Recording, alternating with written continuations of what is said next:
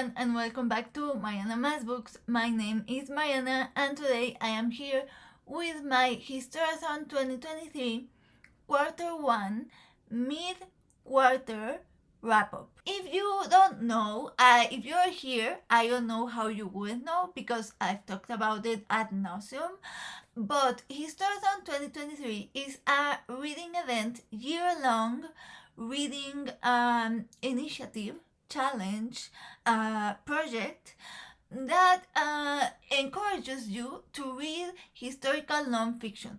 It lasts throughout the year, and we are a bunch of co-hosts. It was created by Bean at Revenant Reads, and we have divided Bean has divided. He is a mastermind behind the project. He has divided the year into quarters, and you have historical periods for each quarter.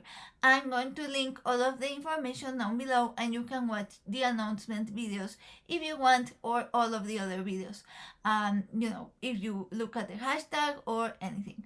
So that being said, I'm going to talk about the books that I finished since the beginning of the year. I'm going to talk about some bookish rabbit holes, and I'm going to talk about some side quests, which I will explain when we get to that part of the video. So without further ado, let's begin with the books. The first book that I finished for this project was Teotihuacan, an Exceptional City by Linda, Rosa, Manzanilla, Naim. As you can see, this isn't like a huge accomplishment that I finished this book. But I did finish it, and I do want to talk about it. So this one is in Spanish, it's not translated, but it's about the city, or rather the empire, civilization of Teotihuacan. Teotihuacan is a Mesoamerican civilization that belongs to the classical period in Mesoamerica. Mesoamerican history is usually divided between pre-classical, classical, and post-classical periods. Teotihuacan belongs to the classical period. So the full scope of the Teotihuacan civilization was between 200 and 900 AD approximately, but its period of height, where it was at what's it called in English, when it's the period where it's the most, the flourishing of the civilization, the height of the civilization. That period for Teotihuacan was around, I think it was between 200 and 550 sort of AD. So it falls nicely within the time period that we are reading. The first time I came across Teotihuacan was in school, because in Mexico we have the archaeological site of Teotihuacan. We have many archaeological sites. You can come to visit the Mayan pyramids, or I guess the Mayan pyramids are the most famous on an international level. But the Teotihuacan pyramids are also very impressive, and Teotihuacan is geographically very close to where I live. So that means that when you are in school, you will most likely have a school trip to the Teotihuacan archaeological site. And so my first contact with the Teotihuacan civilization was in the 3rd grade, when I went to visit the archaeological site in a school trip. And so that was my first contact with Teotihuacan, but I didn't really know a lot, and you don't really hear a lot about Teotihuacan as a civilization, not in like basic education, not if you're in school, you hear about the Olmecs, the Mayans, the Aztecs, even the Toltecs, but not really the Teotihuacans. And so I didn't know how big and how important of a civilization it was until university, when I took a Mesoamerican history course. And in that course, Teotihuacan was my favorite one to learn about. This book rekindled my love for Teotihuacan, and now I am obsessed and I want to learn much more. I could, of course, talk a lot about Teotihuacan, but I'm going to try to make it brief. Teotihuacan came before the Aztecs in time. It came a lot before the Aztecs. The city of Teotihuacan, as many cities in ancient times, was eventually abandoned. It had a period of height. It was a huge urban center. It was one of the biggest cities in ancient world. It had over, in its period of height, it had over 100,000 inhabitants. So it was a huge urban center. It influenced a lot of the cultures in Mexico because they had a lot of trade. At its period of height, it had many boroughs divided by trade, and it was a very multicultural city. It was a very multicultural urban center where a lot of other cultures came, immigrated into Teotihuacan and lived in different boroughs of the city. So it was a huge civilization at its peak. I think that's the word I was looking for, at its peak. After that, after its decline, it was ultimately abandoned. Years and years and years and years and years and years later, the Aztecs found it, and they believed it to be the city of the gods. They in their mythology, in their religion, they believed Teotihuacan to be the city where the fifth sun was born. Sun, S-U-N. The fifth sun was born. It was the city of the gods. So it has a very interesting history. Other than the fact that the Aztecs thought that this was the city of the gods, one of my favorite pieces of trivia about the civilization is not only that it was a very multicultural society, but I also love the government because they didn't have a hierarchical government that fell into one person or one institution or one entity. They actually had like a shared government. In this book, you very basically go through the four principal houses that were like the four main powers that divided the government. It was a very interesting read because, again, it rekindled my interest in Teotihuacan. It reminded me of a lot of things that I had forgotten, and it just rekindled that spark of wanting to know more.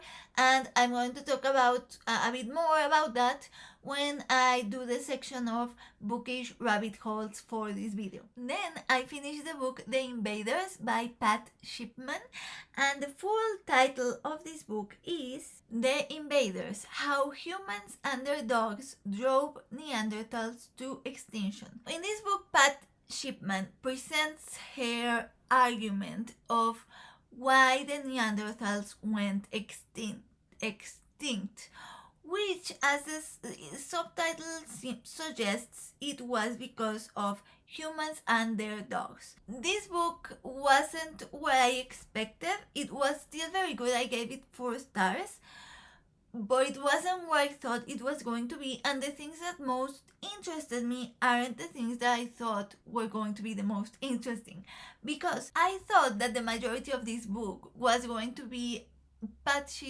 Shipman explaining her theory of why dogs played a big part in Neanderthals extinction. You know, her theory about it.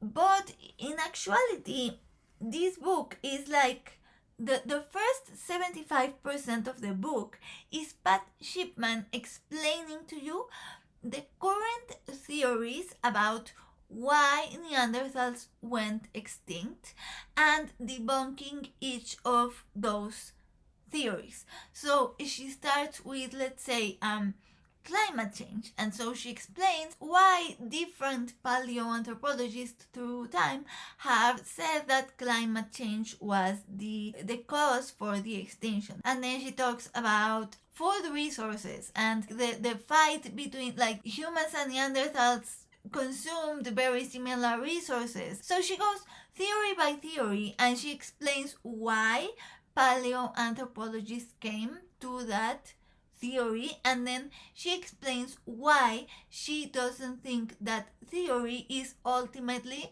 the main reason why Neanderthals went extinct. I even wrote in my Goodreads review, if you pick up this book because of the dogs don't show up until 75% of the book. So the last 25% of the book is when Pat Shipman explains her theory. And in reality, I think yes, dogs play a part, but I think it's more the teamwork that humans learned to have with other species in general. At least that's how I understood it. And I actually buy more into the theory than specifically the dog one. So she makes a strong argument and it sounds plausible, but I don't know if I completely was sold on the dog argument. As I said, I was more sold on the whole humans using other species and that separating them from other hominids. That I thought was very interesting. Ultimately, I think if I were a paleoanthropologist, what I would think is it was a combination of factors. It wasn't a single one thing that made Neanderthals go extinct. It was a combination of factors that made it happen. What was most interesting to me about this book was learning about the process that goes behind developing these theories and how they collect data, the type of data they collect, why they choose to focus on certain things. There are explanations where she says of certain data that they collect where they're like, oh, we were looking into the number for so and so. Things that I was like, wow, I wouldn't have ever in my life thought about investigating that particular piece of data as relevant, but it's super relevant. When you are explained, you realize all of the elements that are taken into consideration to develop these theories. So clearly, the thing that most interested me was not the actual history, which is not to say that I didn't find the history interesting. It's obviously fascinating, and now I want to read more books about this topic. But I loved, as a nerd, I loved hearing about the process, the thought process that goes behind developing these theories. And that's what I loved most about this book. It wasn't what I expected, it wasn't my favorite, but I loved learning about that, and it made me want to read more about paleoanthropology itself, other than, learning about the time period, if that makes sense. And then finally, I want to talk about the Olmecs by Jacques Soustelle, which I haven't finished, but I am halfway through the book. So I want to talk about it, my thoughts on it, and I will wrap it up at the end of the quarter. This is an outdated book. This is a classic nonfiction, but it is outdated. And at the beginning, the introduction by Anne Cipher mentions that it's an outdated book. But the introduction is very good because it talks about which are the things that you have to be most wary about. So, there are more recent works about the Olmecs, and there are certain things in here that I skipped because I know that those are the chapters that are very much outdated thanks to the introduction.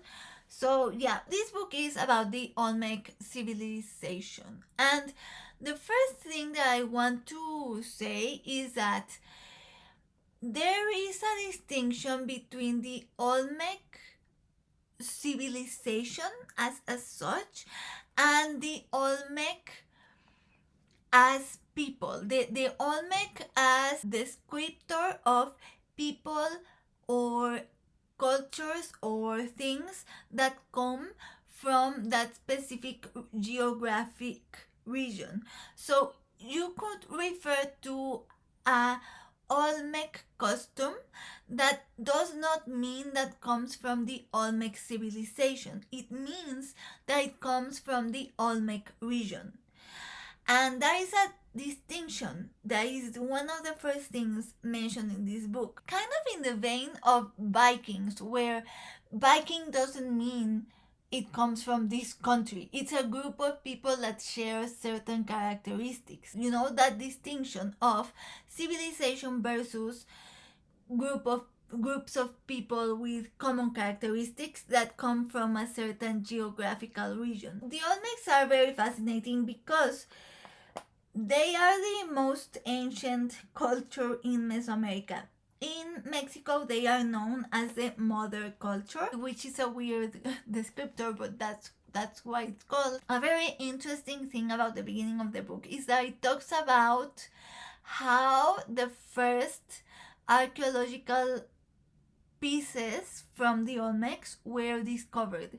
It talks about when the first giant head, the Olmecs are known for their giant heads, when the first one was discovered. That's one of the things I'm most liking about the book. Again, similar to the one of Pat Shipman, where I want to learn more about paleoanthropology itself, I want to read more about the discovery of the archaeological sites. I do want to learn more about the cultures, but I am very interested in learning more about the discovery.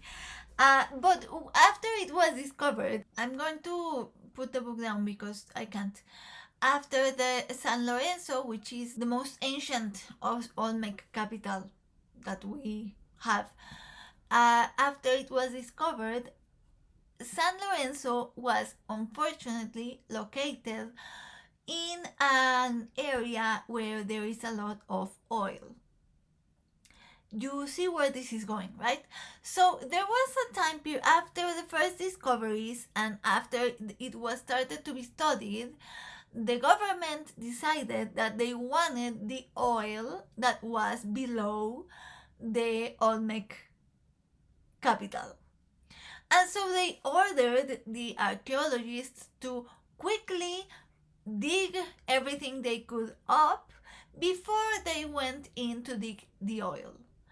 And so they had to quickly take things and take them out, and then the government took over and started digging for oil. So who knows how many things got lost in that quest for oil. I don't even know what to say about that. So there's a lot we don't know about the Olmecs. But again, one of the most interesting things I learned is that the capital of San Lorenzo was eventually destroyed, and then the Olmecs moved to La Venta, which is the other big capital.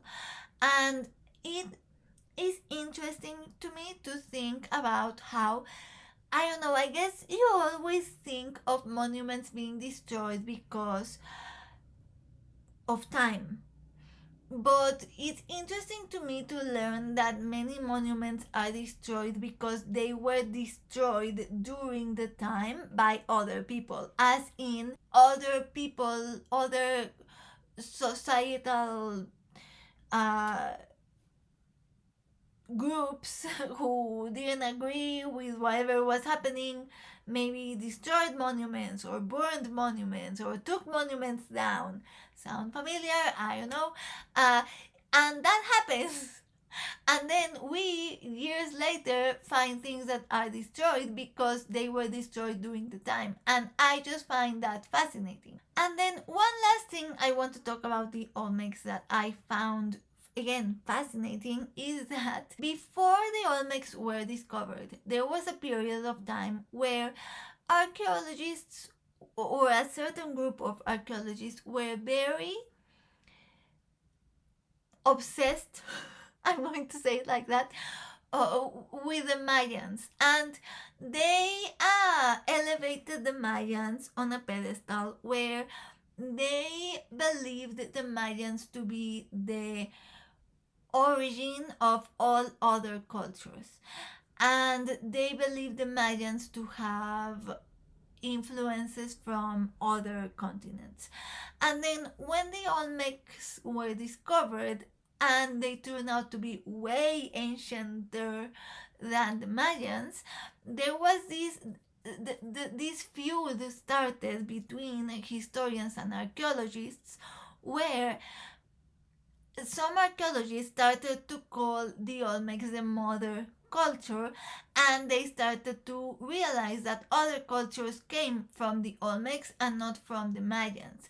And so they started to have this, they started to develop this school of thought called the Mexicanists, where the origin of Mexico and the origin of Mesoamerican cultures comes from this intrinsically Mesoamerican, not Mexican, but we take things now, Mexican culture that was the Olmecs versus the Mayans that were believed to have influence from outside.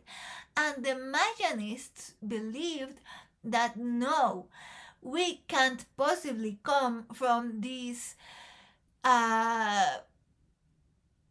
primitive, unrefined, meaning the Olmecs, civilization. We come from the Mayans that are very cultured and very, top tier culture. And so it was this feud that started between Mayanists and Mexicanists. I know very little about this, okay? I am a complete history newbie, archaeology newbie. Maybe I'm oversimplifying this. I'm just telling you what I learned that I found interesting from this project, that are things that I want to further investigate, further learn about. So there. And that is a nice segue to go into the bookish rabbit holes. If you read non-fiction, you know what a rabbit hole footnotes and endnotes can be. You end the book and then you start reading the endnotes and the bibliography, and you end up with a huge list of further books you want to read, further topics you want to investigate, further people you want to learn more about, and it's part of the fun. It's part of the fun. So I'm not going to tell you all of the rabbit holes, bookish rabbit holes that I've been into, but I do want to tell you a list of books that I've been more interested in from these rabbit holes that I've been in from all of these other books. Because also sometimes people ask me, oh, what can you recommend to read for Mesoamerican history? And I never have recommendations because Mesoamerican history I mostly read in Spanish. And so I want to share with you some English titles that I have discovered that I want to read, that I have in fact bought one of them. I'm going to go get it. But I'm going to read to you those titles, so maybe you will find something interesting there. I will preface it by saying that I will by no means read all or any of these books, okay? These are rabbit holes. These are books that I have added to my never-ending want to read list and that are now in my radar. I am not saying I'm going to read them, but I want to share them with you. Let me look for the list. First are 3 Teotihuacan related books. The first one is The Maya and Teotihuacan, Reinterpreting Early Classic Interaction by Geoffrey E. Brasswell. Why the Maya and Teotihuacan? Because the Teotihuacans expanded into other regions of Mesoamerica, and they actually ended up in Mayan territory.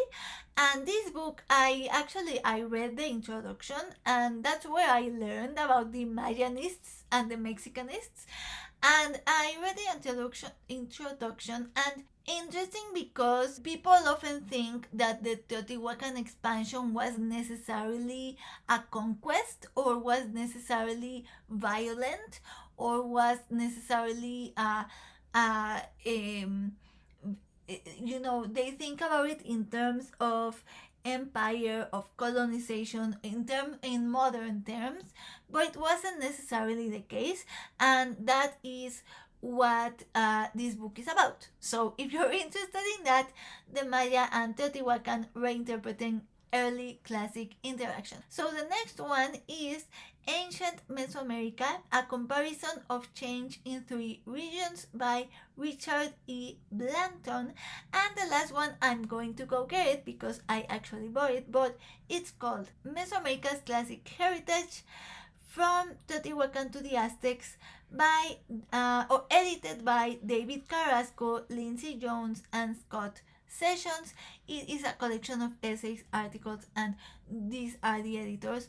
And I'm going to show it to you just real quick. This is the book. It is a chunky book, and I showed it in my latest book haul. If you want to check it out, I show a ton of history books in that book haul, so if you're interested, definitely go check it out. From the rabbit hole books, this one is my priority. I do really want to read it because I bought it. So if I don't talk about this book in my end quarter wrap up, you have permission to yell at me in the comments. Then another one that I have started to read, and I really want to read at least a bit of this one. If I can't finish it, at least I want to read a bit about this one. And this is Made to Order: Painted Ceramics of Ancient Teotihuacan by Cynthia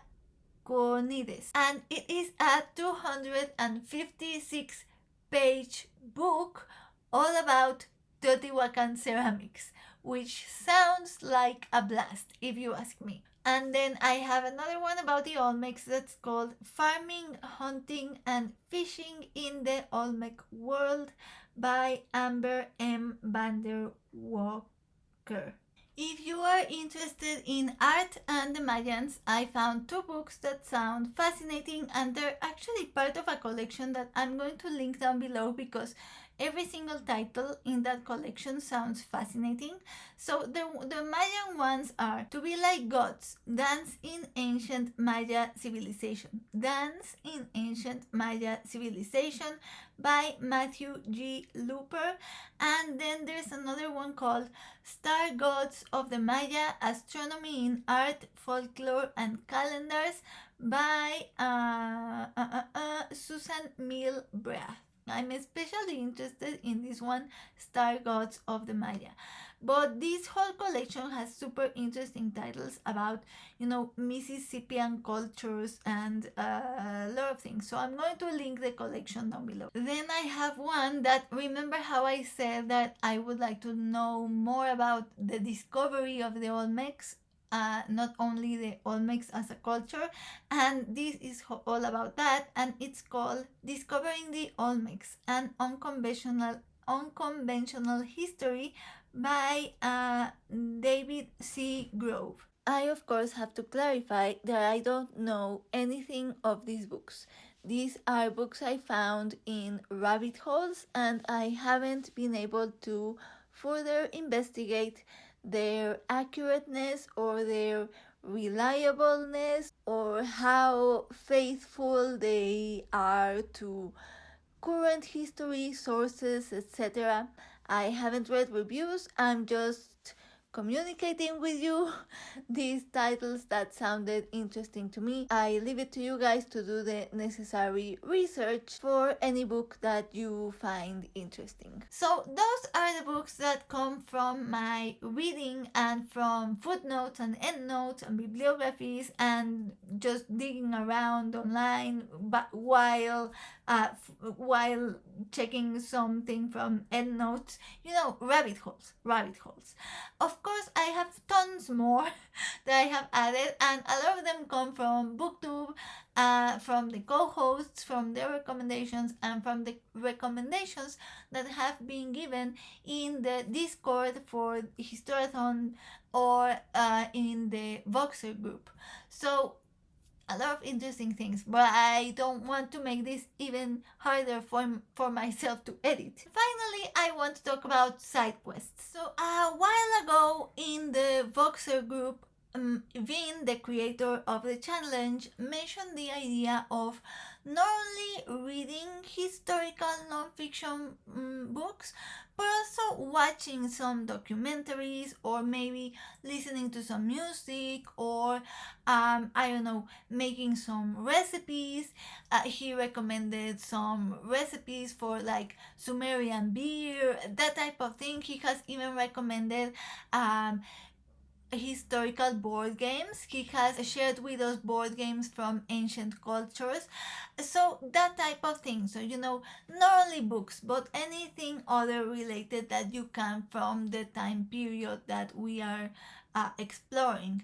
And he called that side quests. So anything that is not a book is a HISTORATHON 2023 side quest. My priority side quest, which I am hoping to be able to do, is going to the Teotihuacan archaeological site and filming a vlog, a reading vlog, and a video in the Teotihuacan archaeological site. So this is my main idea for a side quest. I'm hoping that I actually manage to do it because my family life has been crazy at the moment, and I don't know if I'm going to be able to do it, at least for this quarter. If I can't do it this quarter, I hope for future quarters. But the other two things that I wanted to recommend are kind of HISTORATHON related side quests. So the first one is a YouTube BookTube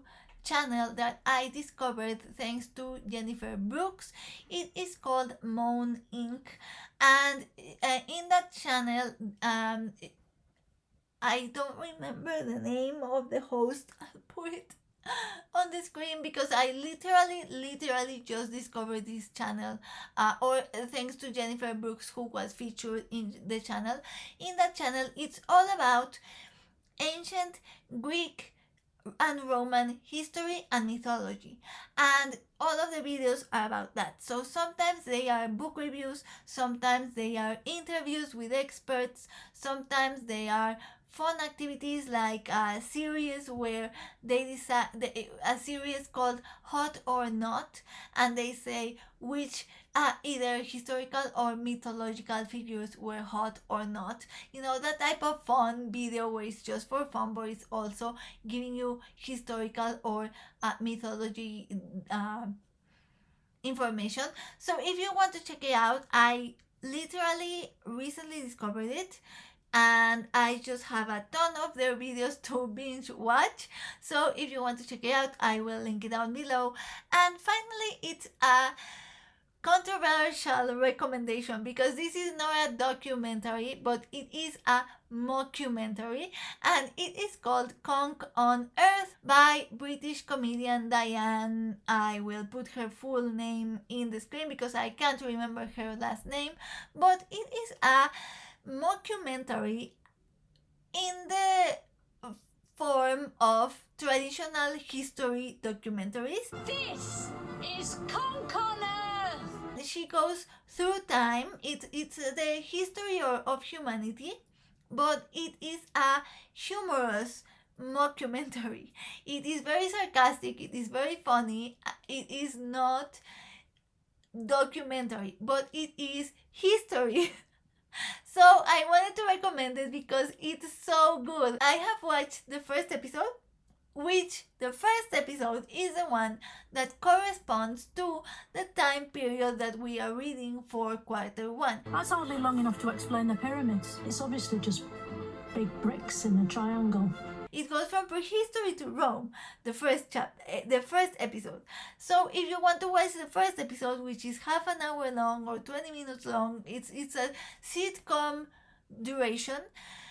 Please watch it. I can't recommend it enough. It's so funny, and then she goes all throughout history. So that I wanted to recommend as well because I think it counts as a Historathon 2023 side quest, even if it's a humorous thing.